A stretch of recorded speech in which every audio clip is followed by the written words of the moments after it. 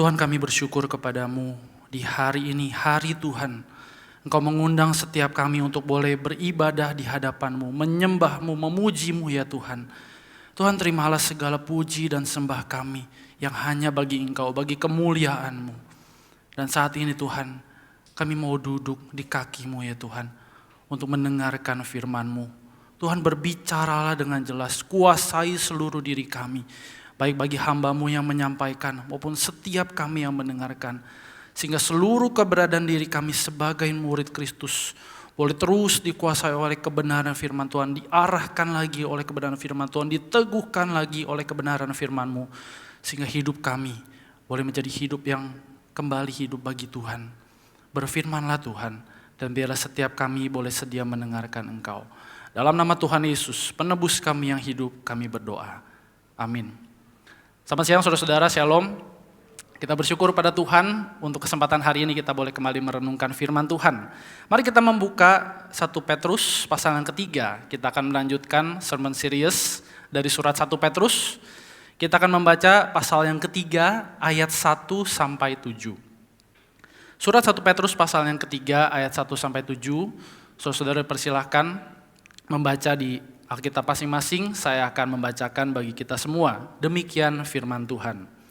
Demikian juga kamu, hai istri-istri, tunduklah kepada suamimu, supaya jika ada di antara mereka yang tidak taat kepada firman, mereka juga tanpa perkataan dimenangkan oleh kelakuan istrinya. Jika mereka melihat bagaimana murni dan salehnya hidup istri mereka itu, perhiasanmu janganlah secara lahiriah, yaitu dengan mengepang-epang rambut, memakai perhiasan emas, atau dengan mengenakan pakaian yang indah-indah. Tetapi perhiasanmu ialah manusia batiniah yang tersembunyi dengan perhiasan yang tidak binasa, yang berasal dari roh yang lemah lembut dan tentram, yang sangat berharga di mata Allah. Sebab demikianlah caranya perempuan-perempuan kudus dahulu berdandan, yaitu perempuan-perempuan yang menaruh pengharapannya kepada Allah. Mereka tunduk kepada suaminya sama seperti Sarah taat kepada Abraham dan menamai dia tuannya. Dan kamu adalah anak-anaknya jika kamu berbuat baik dan tidak takut akan ancaman. Demikian juga kamu, hai suami-suami, hiduplah bijaksana dengan istrimu sebagai kaum yang lebih lemah. Hormatilah mereka sebagai teman pewaris dari kasih karunia, yaitu kehidupan, supaya doamu jangan terhalang. Semakin jauh kita baca firman Tuhan pada hari ini. Saudara, kalau kita melihat kehidupan kita sebagai keluarga gitu ya, hidup berumah tangga, saudara-saudara yang mungkin belum berumah tangga ya, belum menikah, bisa melihat keluarga masing-masing begitu. Maka saudara, kalau kita melihat di media sosial khususnya ya, di YouTube begitu misalnya, saudara, ada begitu banyak ragam mengenai keluarga ya, cara berkeluarga, bagaimana latar belakang sebuah keluarga, khususnya dari artis-artis begitu, yang dipertontonkan. Sepertinya artis-artis ini tidak segan untuk mengumbar kehidupan keluarga mereka, kehidupan pribadi mereka bersama dengan anggota keluarga mereka begitu ya. Dan semua itu dipertontonkan di seluruh dunia, masuk di YouTube begitu ya. Salah duanya adalah saudara-saudara, kalau mungkin saudara bisa lihat di YouTube ya. Ada dua pria ya yang memiliki keluarga masing-masing, inisialnya BW ya. Saudara cari sendiri deh ya. Siapa itu BW? Mungkin Budi Wijaya atau siapa gitu ya. Saudara coba cari ya, ada dua pria artis ya, YouTuber, inisialnya BW gitu. Mereka seperti mempertontonkan dengan begitu saja keluarga mereka begitu ya. Terutama yang BW yang lebih muda ya, kalau nggak salah dia baru bikin series ya, 3 episode soal keluarganya begitu. Seperti nggak malu mengumbar apa-apa saja yang terjadi, intrik-intrik di sekitar keluarganya, mau dia kayak adiknya, iparnya, mamanya, papanya dan lain sebagainya, sampai om-om tantenya dibawa-bawa begitu ya.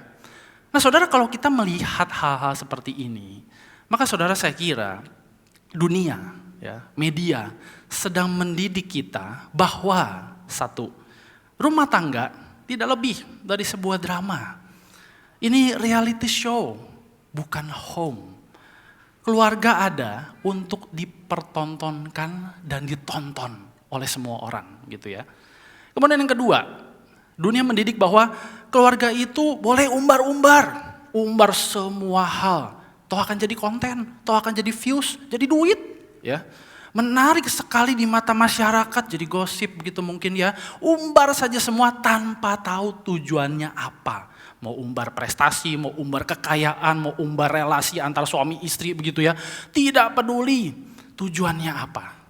Dan yang ketiga saudara, dunia mendidik bahwa syukur-syukur ini bisa diteladani begitu ya, bisa di copy paste kepada keluarga saya.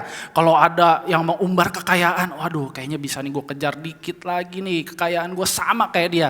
Oh bersyukur, kalau tidak ya sudah, itu nasib keluarga Anda, tanggung sendiri, itu derita loh begitu ya. Dan akhirnya kita hanya mendapatkan dusta, kita hanya mendapatkan kebohongan dari apa yang dunia tampilkan mengenai rumah tangga. Nah saudara, di tengah kehidupan kita yang seperti ini, apa yang firman Tuhan katakan mengenai rumah tangga? Apa yang firman Tuhan katakan mengenai keluarga, khususnya juga di dalam relasi suami istri begitu? Bagaimana institusi paling kecil dari masyarakat ini bisa membawa dampak yang besar, dampak yang kontrakultur di tengah kehidupan kita sebagai orang Kristen, sebagai strangers di tengah dunia ini.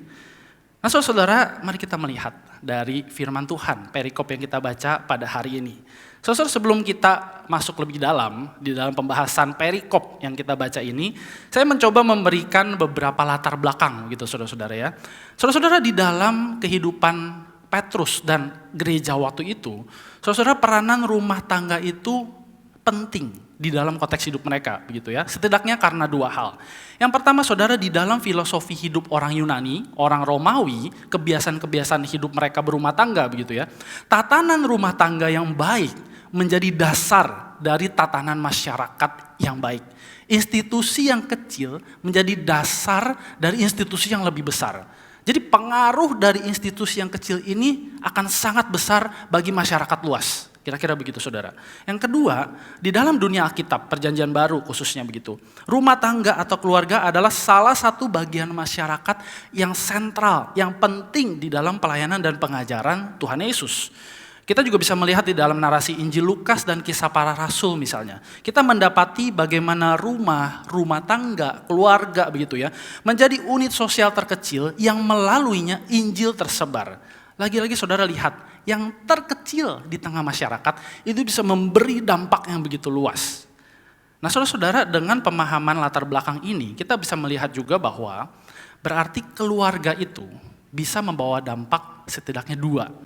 Yang pertama, produktif. Sebuah keluarga Kristen khususnya bisa produktif ke dalam dan keluar. Menumbuhkan anggota-anggota keluarganya di dalam dan juga membawa pengaruh kepada komunitas di sekitar, kepada tetangga, kepada masyarakat, kepada komplek perumahan misalnya begitu ya.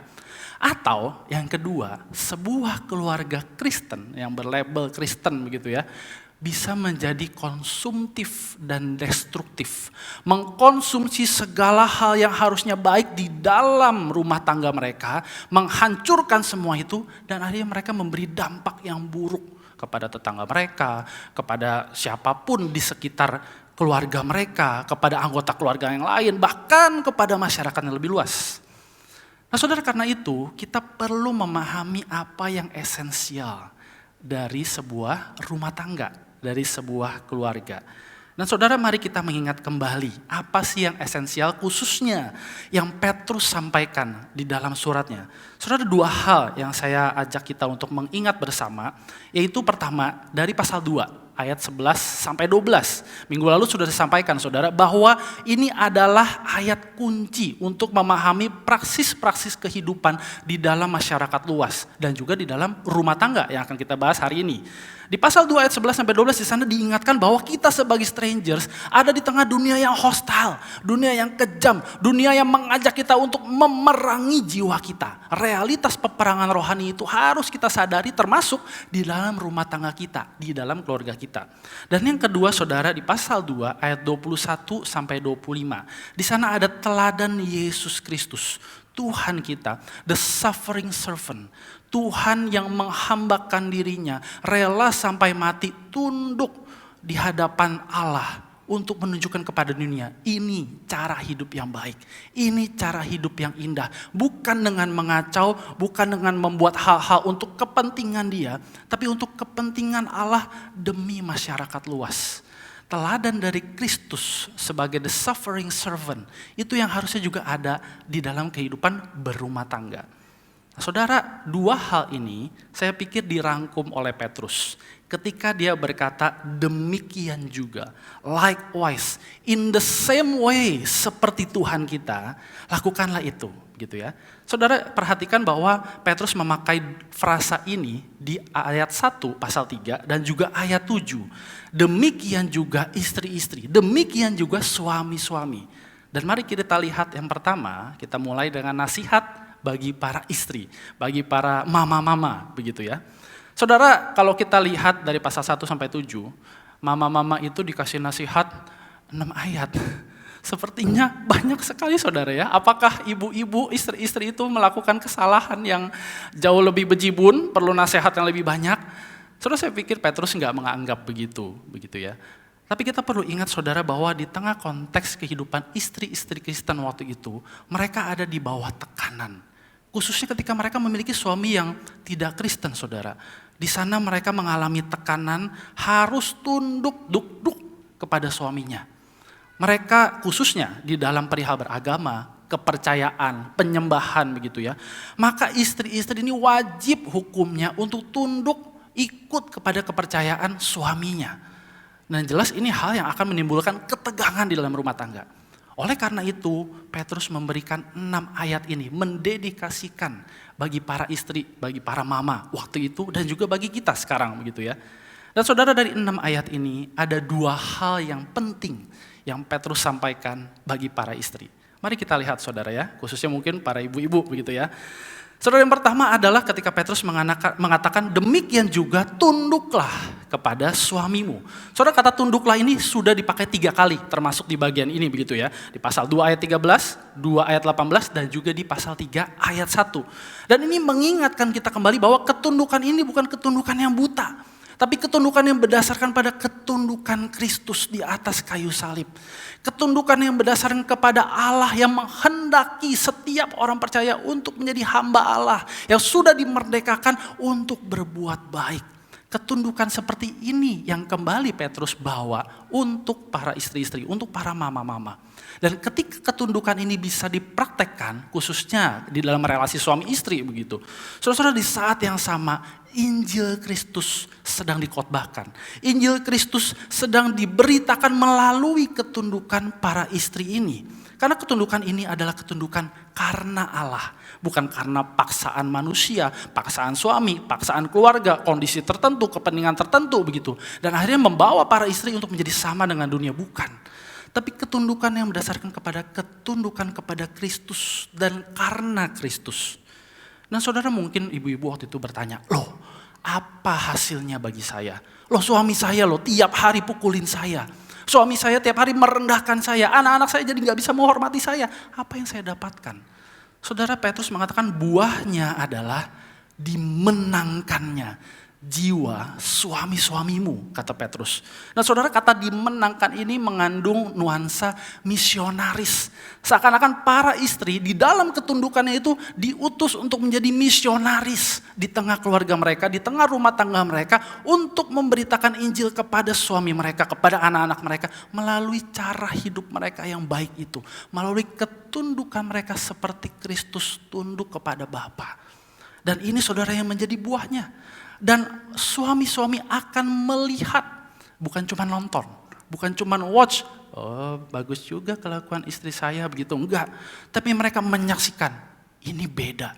Kenapa istri saya dipukulin tiap hari, dia masih bisa mengasihi saya. Kenapa istri saya nyek-nyek tiap hari, kok bisa dia tidak melawan. Ada siapa di balik ketundukan para istri waktu itu. Dan bagi kita juga sekarang. Dan mereka akan melihat ada Kristus di sana saudara. Buah dari ketundukan seorang istri. Bukan mobil baru, bukan rumah baru, bukan uang jajan yang diperlukan untuk merias diri dari luar. Tapi jiwa suami yang dimenangkan karena kelakuan istri yang baik, yang indah, yang mencerminkan siapa Kristus yang sudah menebus dia. Itu yang pertama saudara. Yang kedua, Petrus berbicara soal perhiasan. Saya kira dari dulu sampai sekarang perhiasan menjadi hal yang umum ya, melekat di dalam diri para wanita, ibu-ibu, mama-mama, istri-istri begitu ya. Dan saudara-saudara, sampai ada satu istilah saya juga baru mendapatkannya begitu ya. A person is her clothing. Seorang wanita didefinisikan dari apa yang dia pakai. Dunia ini mengajarkan bahwa, hai wanita, bersoleklah secantik mungkin dari luar. Pakai kosmetik yang bagus, pakai apapun, bahkan ada kan ya iklan yang sekarang tuh memperlihatkan, oh jadi putih itu tidak perlu putih seperti orang bule atau yang model-model yang putih gitu ya. Putihlah sesuai caramu begitu ya. Dunia ini sedang mendidik para wanita untuk fokus kepada apa yang terlihat di luar. Tapi Petrus bilang, jauh-jauh hari dia bilang, hai para istri, jangan fokus dari apa yang ada di luar. Lihat dulu bagaimana ada peperangan rohani di dalam jiwamu. Dan itu yang harusnya kamu pancarkan dari dalam keluar. Keindahan, kecantikan bukan dari luar, tapi dari dalam. Karena itu saudara, Petrus mengontraskan. Jangan perhiasanmu secara lahiriah. Dia memberikan contoh, mengepang-epang rambut, maksudnya menghias rambut dengan terlalu berlebihan mungkin begitu ya. Memakai perhiasan emas, ya, logam yang mulia. Memakai pakaian-pakaian yang indah-indah, mewah-mewah, bukan sekadar pakaian sederhana. Tapi pakaian yang mewah-mewah supaya orang lihat, wah ini istrinya si ini, kastanya tinggi sepertinya ya, layak untuk dihormati. Mungkin suaminya juga sayang banget sama dia sampai beliin baju bagus-bagus gitu. Saudara, Petrus bilang bukan ini. Tapi dengan perhiasan yang tersembunyi di dalam hatimu. Dengan perhiasan yang tidak dapat binasa. Petrus mengajak setiap istri, setiap wanita, setiap mama untuk melihat lebih dulu hatinya. Kecantikan hatinya. Dan itulah yang Petrus bilang berharga di mata Tuhan. Ada roh yang lemah lembut kata Petrus, ada roh yang tentram, roh yang rendah hati di hadapan suami, rendah hati di hadapan anggota keluarga, dan gak gerasa gerusu, gak meledak-ledak begitu. Itu kecantikan hati dari para wanita, dari para istri. Dan saudara Petrus memberikan contoh, jauh-jauh hari seorang Sarah, istri dari Abraham, bapak orang beriman, sudah memberikan contoh itu di dalam kehidupannya. Saudara, ketika Petrus menunjuk kepada Sarah, dia menunjuk kepada adanya panggilan dan kehormatan yang tetap sama. Dari dulu sampai saat surat ini dituliskan dan bahkan sampai sekarang. Panggilan dan kehormatan seorang istri tetap sama. Yaitu apa? Untuk meneladani ketundukan Kristus dan juga untuk menjadi khotbah Injil bagi keluarganya. Nah saudara, kalau mungkin kita pikir, wah Petrus kejauhan ya. Sampai Sarah begitu. Adakah wanita yang seperti Sarah, yang lebih modern zamannya mungkin begitu ya. Saudara, saya mengajak kita untuk melihat cerita dari seorang ibu bernama Monica. Ini bukan disengaja ya, mohon maaf kalau di ruangan ini ada yang namanya Monica gitu ya. Saudara, mungkin kita kenal seorang bapak gereja namanya Agustinus. Nah saudara, di balik seorang Agustinus yang pemikiran teologinya sangat baik, terus dipakai sampai sekarang menjadi bapak gereja. Di balik seorang Agustinus ada seorang mama yang namanya Monica. Saudara, izinkan saya membacakan cerita singkat dari mama Agustinus ini yang tertulis di dalam buku Agustinus yang terkenal, Confession. Saudara, Agustinus menceritakan mamanya itu dibesarkan di tengah keluarga yang sederhana, tanpa drama. Tidak sama dengan dunia ini, begitu ya. Dan ketika tiba waktunya menikah, Monica melayani suaminya yang namanya Patricius. Saudara, Patricius ini adalah seorang Yunani, bukan orang percaya, murah hati sekaligus emosional, meledak-ledak kehidupannya. Tapi Monica tetap setia melayani suaminya sebagai tuannya, begitu ya. Dia mengkhotbahkan Injil melalui karakter yang dia miliki. Yang dipakai Tuhan untuk menjadi kecantikan yang terpancar kepada suaminya dan membuat suaminya menghormati dia, mengasihi dia, mengagumi dia. Dan saudara, Monica tidak berhenti hanya karakter dia. Di dalam hatinya dia terus-menerus menantikan belas kasihan Tuhan untuk menyelamatkan jiwa suaminya. Dia terus-menerus menantikan bagaimana anugerah Tuhan, keselamatan itu boleh tercurah kepada suaminya di tengah cara hidup duniawi yang suaminya lakukan. Cara hidup dan karakter Monica ini mengundang ketertarikan dari istri-istri yang ada di sekitar dia waktu itu. Karena saudara, istri-istri yang lain berpikir, wah suami saya itu tidak semeledak-meledak si Patrisius begitu. Tapi kok Monica bisa nggak mengalami KDRT? Ibu-ibu ini, istri-istri ini tidak menemukan bukti bahwa Patrisius pernah memukul Monica. Tapi suami-suami mereka yang lebih baik sedikit begitu ya dari Patrisius malah memukul mereka, menampar mereka, merendahkan mereka. Dan ibu-ibu ini bertanya, bagaimana sih resepnya begitu ya? Dan Monica menceritakan dengan lugas tanpa ditutup-tutupi bagaimana dia memancarkan kecantikan hatinya di dalam kehidupan dia bersama dengan Patrisius. Nah saudara, istri-istri yang waktu itu akhirnya oke, aku mau coba seperti Monica. Aku mau coba meneladani dia. Akhirnya hidup mereka berubah. Suami-suami mereka melihat, Agustinus mencatat, bahwa ini ada perubahan yang di luar akal sehat. Yang di luar kebiasaan budaya waktu itu tentang suami istri. Tapi bagi istri-istri yang, Monica ini lagi bikin sitkom mungkin ya, dia mah bohong lah ceritanya, aku gak mau ikutin. Hidup mereka akan berakhir kepada pukulan demi pukulan lagi, tamparan demi tamparan lagi, direndahkan dan direndahkan lagi.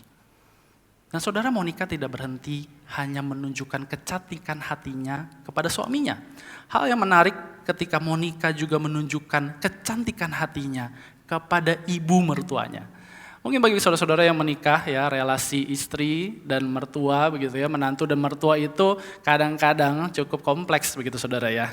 Tapi saudara, Monica ketika di satu momen ART mereka, pembantu mereka itu mengadu domba Monica dan mertuanya, ibu mertuanya. Di sana dia kembali memancarkan kecantikan hatinya lagi. Dia berusaha untuk tetap menghormati mertuanya sekalipun mereka sedang diadu domba. Dan pada akhirnya di dalam anugerah Tuhan, Monica boleh memenangkan ibu mertuanya. Dan saudara, klimaksnya apa? Di akhir hidup suaminya, Monica boleh membawa jiwa suaminya percaya kepada Tuhan. Agustinus melihat peristiwa ini dan melihat ini bukan sembarang mama, ini bukan sembarangan istri. Agustinus melihat mamanya, Monica, sebagai hamba dari hamba-hamba Allah.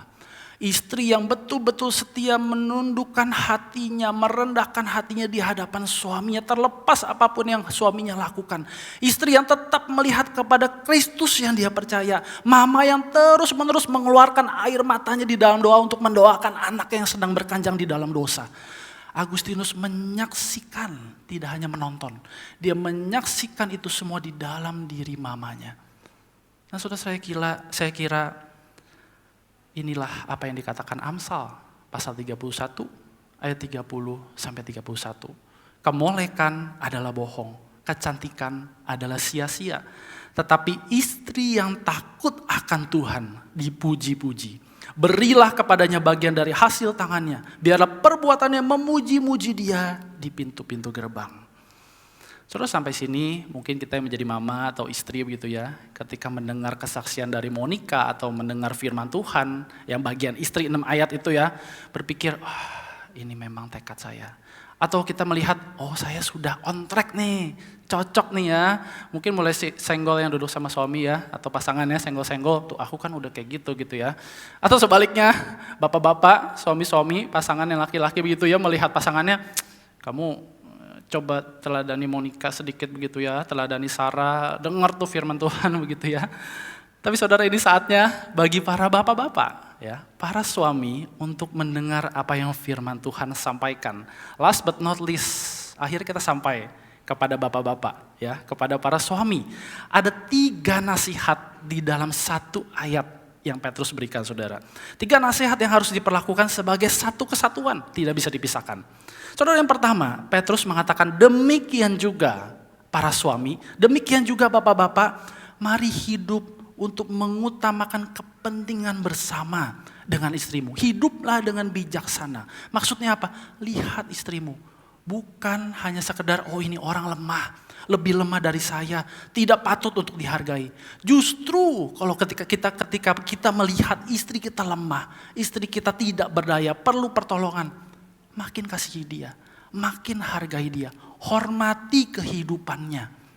Dan itu semua yang memancarkan dari dalam cara hidup seorang suami yang baik di mata Tuhan.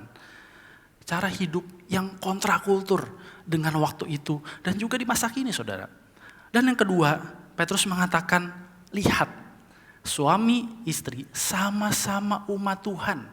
Kesetaraan itu ada sebagai umat Tuhan. Orang-orang berdosa yang sudah ditebus dan menerima warisan keselamatan. Anugerah keselamatan yaitu kehidupan. Kehidupan yang baru. Terus saya kira memahami nasihat kedua ini kita bisa ingat satu frasa. Yaitu teman hidup. Saudara, kalau mungkin kita lagi seorang pria ya mendekati seorang wanita untuk jadiin pacar atau untuk dipropos jadi istri begitu ya. Mungkin kita berkata, maukah kamu menjadi teman hidupku begitu ya. Saya sih enggak propose istri saya kayak begitu ya. Terlalu romantis dan bertele-tele seperti ya saudara ya. Tapi saudara, frasa teman hidup ini saya pikir bukan kebohongan. Di dalam rumah tangga Kristen, ini yang harusnya terjadi. Seorang suami harus menyadari istrinya ini setara di dalam sama-sama pewaris anugerah Tuhan. Di dalam keluarganya ketika mereka bersama-sama mengemban visi yang sama, harus ada kehidupan yang dipancarkan. Bukan kematian, bukan kebusukan, bukan hal-hal yang buruk. Dan yang ketiga, saudara, Petrus mengingatkan, suami-suami, lihat hatimu. Teladan rohanimu itu yang harusnya terpancar. Petrus memakai kata-kata, jangan sampai doamu dicuekin orang. Jangan sampai kehidupan rohanimu, kehidupan ibadahmu dilihat orang, ini palsu. Bapak-bapak, suami-suami, ingatlah hatimu. Kegantengan hatimu itu bukan karena engkau menampilkan maskulinitas yang berlebihan. Engkau bisa memiliki kekayaan yang melebihi istrimu. Engkau bisa merendahkan istri dan anak-anakmu. Melihat, wah ini bapak yang perkasa dan kuat begitu ya. Sanggup untuk menafkahi keluarga 25 tahun ke depan, 50 tahun ke depan. Tapi kegantengan hatimu adalah ketika engkau bisa memberikan teladan rohani yang baik. Nah saudara, sampai di sini, mari kita lihat kehidupan rumah tangga kita masing-masing. Kehidupan keluargaku dan kehidupan keluargamu. Saudara, izinkan saya untuk men-sharingkan sedikit mengenai apa yang terjadi di keluarga saya. Saudara, ketika saya melihat papa dan mama saya tahu mereka bukan papa mama yang sempurna. Tapi di dalam perjalanan kami sebagai keluarga, di dalam rumah tangga yang mereka bangun, saya dan adik saya bisa melihat bagaimana papa dan mama saya terus-menerus berusaha untuk mengejar apa yang firman Tuhan ini sampaikan. Mama yang berusaha terus bisa tunduk karena Tuhan, bukan karena omelan suami, bukan karena gagah-gagahan sama suami. Papa yang terus berusaha menjaga integritas imannya di dalam pekerjaan, di dalam pelayanan dia, di dalam dia berhadapan dengan anak-anak. Saudara, khususnya dari papa saya ingat betul ketika dulu saya khususnya melihat dia sebagai seorang yang kutu loncat, ya pindah-pindah kerja, kok kayaknya baru 3 tahun pindah, papa ini nggak mau naik pangkat, nggak mau promosi atau gimana begitu ya. Paling lama mungkin dia bekerja 8 tahun begitu kira-kira ya, nggak sampai bisa 20 tahun. Berbeda sekali dengan mama saya yang dari awal kerja sampai selesai kerja di situ terus, dedikasinya luar biasa begitu ya. Tapi beberapa waktu lalu saudara, saya baru tahu kenapa papa saya sampai pindah-pindah kerja. Di dalam kehidupan bekerjanya dia melihat ada hal-hal yang kotor, hal-hal yang dia gak bisa kompromi dengan iman dia. Di momen itu dia bilang, dia pernah terus berusaha menjaga integritas iman dia, makanya dia pindah kerja. Dan di situ saya bersyukur saudara, punya papa yang seperti itu. Dan di dalam hati juga saya sedih, karena saya pernah mengatakan dia kutu loncat begitu. Nah saudara, mari lihat kehidupan kita. Hai para istri, para mama, apa yang menjadi alasanmu untuk tunduk di hadapan Tuhan? Apakah Tuhan yang menjadi alasanmu? Ataukah alasanmu ya udah supaya saya jaga nama baik keluarga saja, supaya keluarga saya terlihat baik, apalagi kalau direkam-rekam ditampilkan begitu ya. Apa yang menjadi respon kita sebagai istri-istri, sebagai mama ketika dunia ini mempertontonkan kehidupan keluarga yang mereka inginkan. Dan para papa, para suami, Apa yang menjadi alasanmu untuk mengasihi istrimu, untuk mengasihi anak-anakmu? Apakah kita harus mengikuti didikan dunia? Kita mempertontonkan kepriaan kita, gagah-gagahan di tengah keluarga, supaya istri dan anak-anak bisa melihat, oh ini papa yang teladan. Apa yang menjadi respon kita, para papa, para suami, para pasangan yang laki-laki, ketika dunia ini sedang mendidik kita seperti ini? Karena itu saudara-saudara, mari kita berhenti. Mari kita berhenti untuk bersinetron di tengah rumah tangga kita. Mari kita berhenti membuat sitkom-sitkom di tengah keluarga kita. Dan mulailah untuk bersaksi. Jangan dunia ini hanya menonton apa yang terjadi di tengah rumah tangga kita. Biarkan dunia ini menyaksikan, eye-witnessing apa yang terjadi di tengah rumah tangga Kristen yang berpusat kepada Kristus. Hai para istri, mari saksikan kecantikan hatimu. Bukan hanya kecantikan parasmu, bukan hanya kecantikan yang bisa dilihat di luar. Tapi kecantikan yang inside out, dari dalam keluar. Demikian juga dengan para suami. Mari saksikan ketulusanmu, ketulusan hatimu ketika engkau mengasihi istrimu. Tunjukkan bagaimana kegantengan hatimu itu bukan karena engkau bisa menafkahi keluarga saja, bukan karena engkau bisa gagah-gagahan, tapi karena engkau begitu tulus mengasihi istrimu, menghormati dia, menghargai dia, bahkan di dalam kondisi dia yang paling rendah. Saksikan semua itu sebagai teman hidup, suami dan istri, yang membawa kehidupan di tengah keluarga dan juga di dalam masyarakat. Saudara, stop. Mari kita berhenti mempertontonkan dan kita mulai untuk menyaksikan. Stop watching, start witnessing. Stop menonton didikan dunia dan mulai jadi saksi bagi dunia. Stop dengan segala sitkom keluarga, reality show yang kita tonton dan kita pertontonkan. Dan mulailah jadi homemaker, rumah tangga, di mana Kristus mendiaminya, memimpinnya, dan Kristuslah yang ditunjukkan, disaksikan di tengah dunia ini. Mari kita berdoa. Saudara, mari ambil waktu teduh sejenak.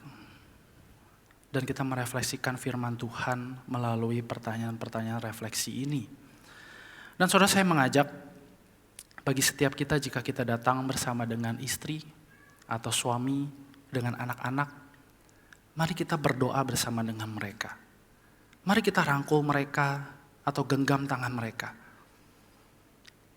Jika saudara sedang menjalin relasi, berpacaran, dan sedang menyiapkan diri untuk berumah tangga, mari berdoa bersama dengan pasanganmu. Yang pertama, saudara, mari kita pakai waktu sekarang untuk bersyukur. Bersyukurlah untuk anugerah Tuhan yang membawa kehidupan itu terus-menerus tercurah di tengah keluargamu. Bersyukurlah belas kasihan Tuhan selalu ada bagi para mama, bagi para papa di tengah kondisi keluarga yang mungkin gak ideal. Bersyukurlah kalau dari waktu ke waktu, saat ke saat, hari ke hari Tuhan terus menjaga keluargamu, menjaga anak-anakmu di tengah segala kelemahanmu sebagai suami dan istri. Bersyukurlah untuk anugerah Tuhan bagi rumah tanggamu.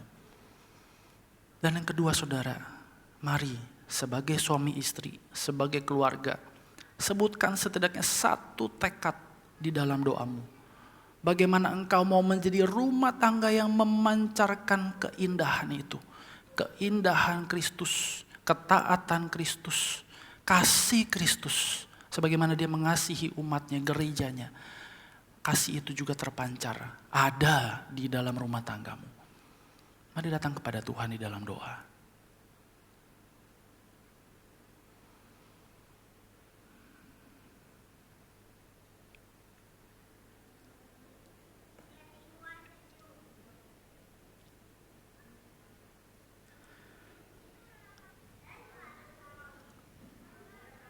Tuhan, kami membawa rumah tangga kami di hadapan Tuhan.